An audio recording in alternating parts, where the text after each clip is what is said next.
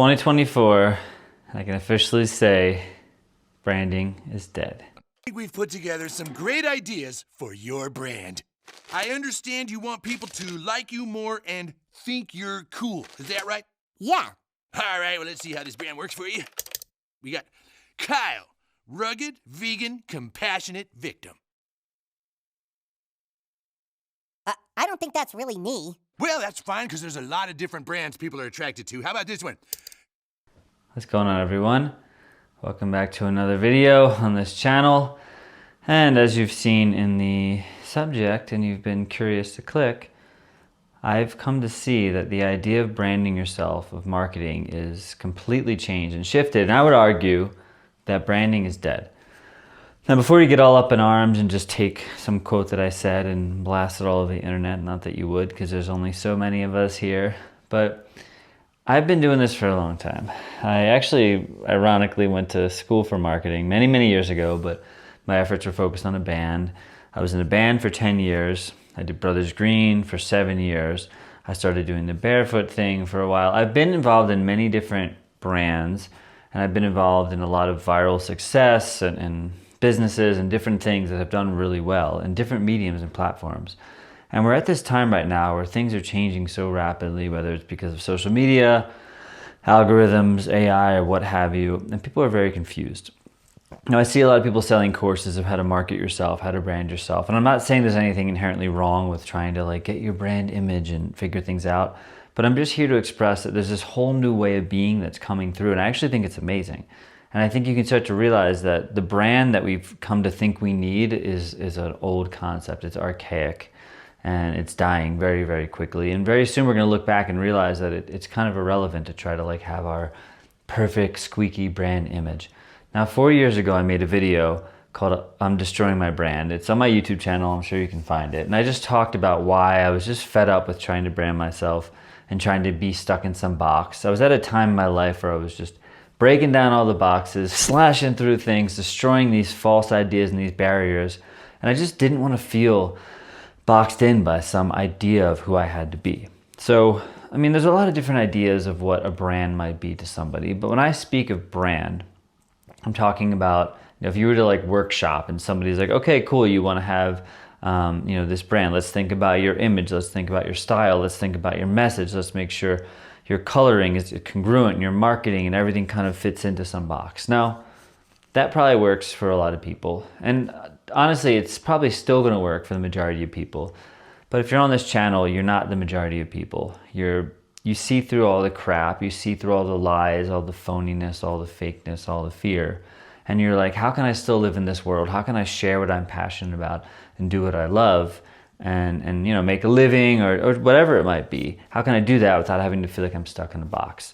So the reason I say that branding is dead, and this is probably a good place to really kind of get in there, is that we're living in a time right now where people are being fed information that is interesting to them in the moment. So case in point, the way the algorithms seem to work is if I'm watching YouTube shorts or Instagram or something, it's not so interested in what I'm subscribed to. It's more interested in what I'm engaging with in that moment. So if you check out your YouTube feed, if you're a YouTuber, I mean, if you're watching this, you probably are, depending on the platform. But if you check out your feed, you might notice very quickly that that feed could have shifted from a few days ago just based on what you're watching. Like when I'm looking up DIY stuff and how to build goat shelters out of pallets, and then I'm watching some comedy clips and I'm watching some old, concerts and things like that, I'll very quickly notice that my feed will change to that. It doesn't really care who I'm subscribed to.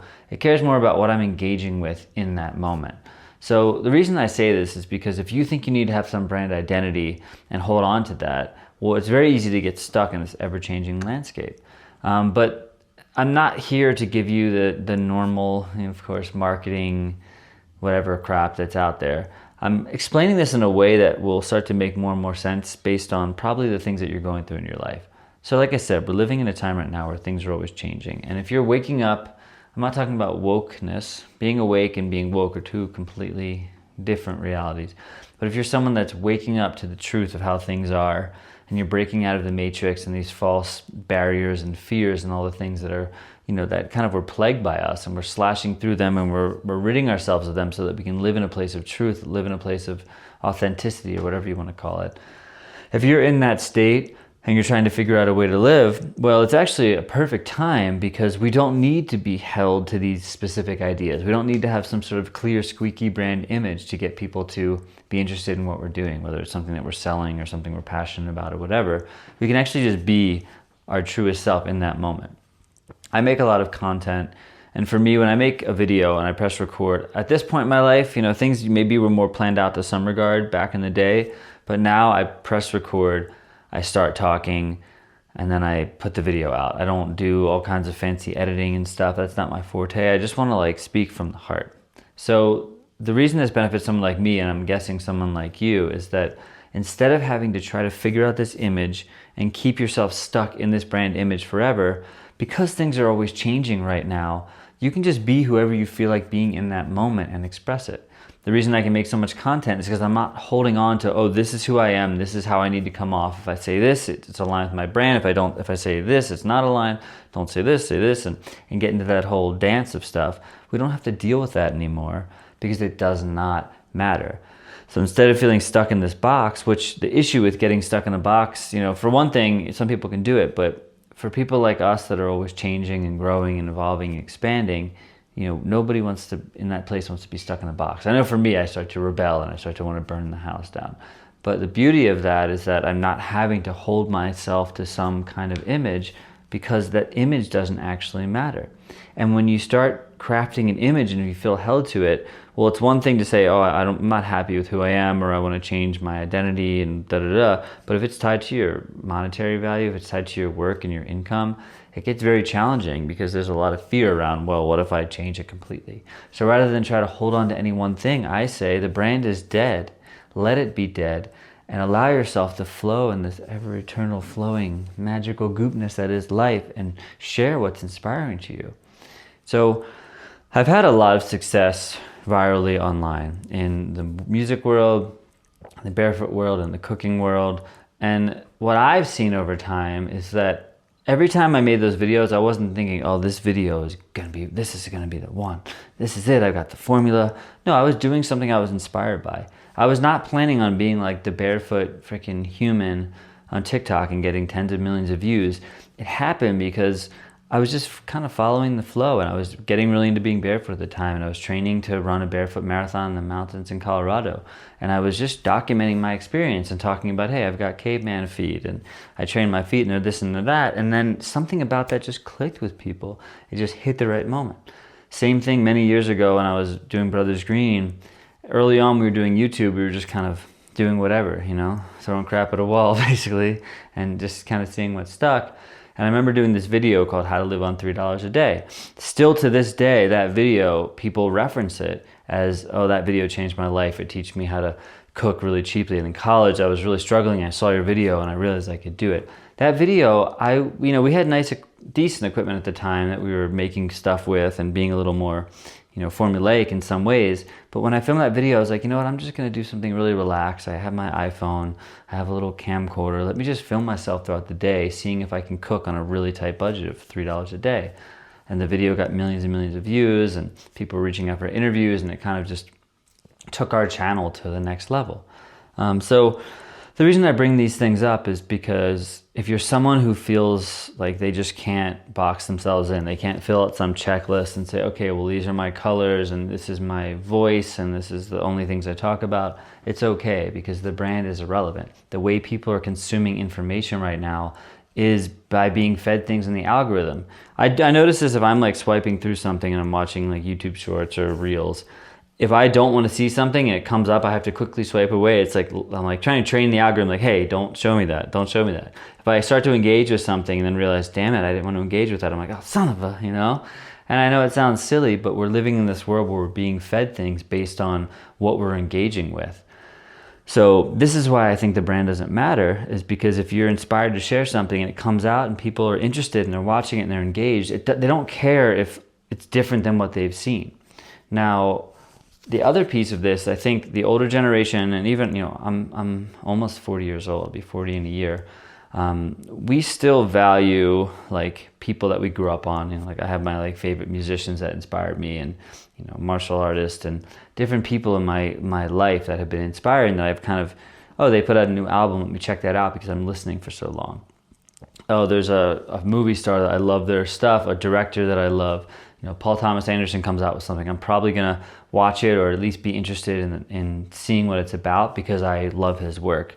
Now that's something that we have, which I think will also, you know, 20, 30, 40 years in the future will also be gone, because the kids that are being raised right now are being raised on these algorithms, being fed things. There isn't the same kind of loyalty or interest in like, oh, this person I've watched forever, you know, they're whatever. It's like, no, they're into this thing and then something else gets fed to them and they're into the next thing. So even though it's different for our generation, I think that is going to continue to change.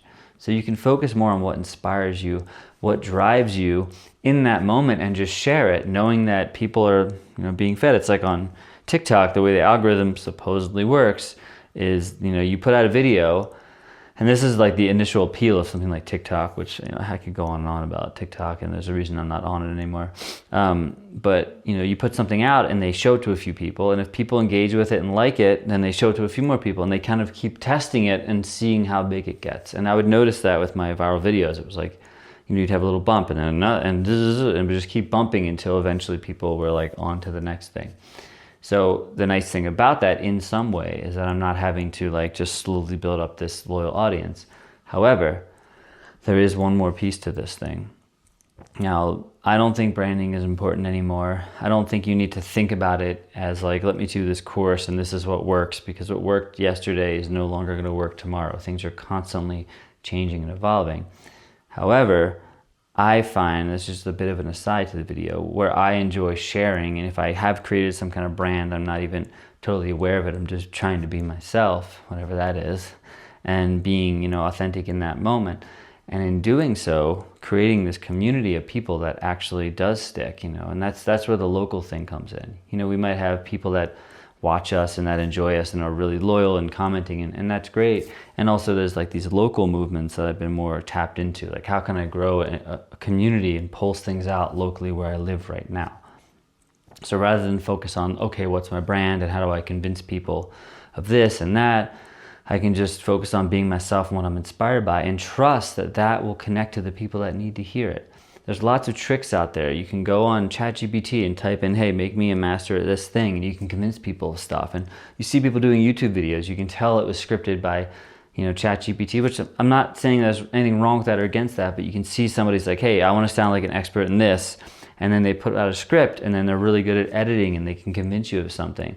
But it's like, who are you actually connecting to? Who are you actually inspired by? So I think we're living in this new time where authenticity, because there is so much inauthentic stuff coming out and being crapped in our faces, I think authenticity is going to shine through. And you don't have to worry about how many people you reach. It's just like even one person. When I make these videos, like I like to think about one person on the other side of the camera that I'm speaking to, like I'm speaking to a friend.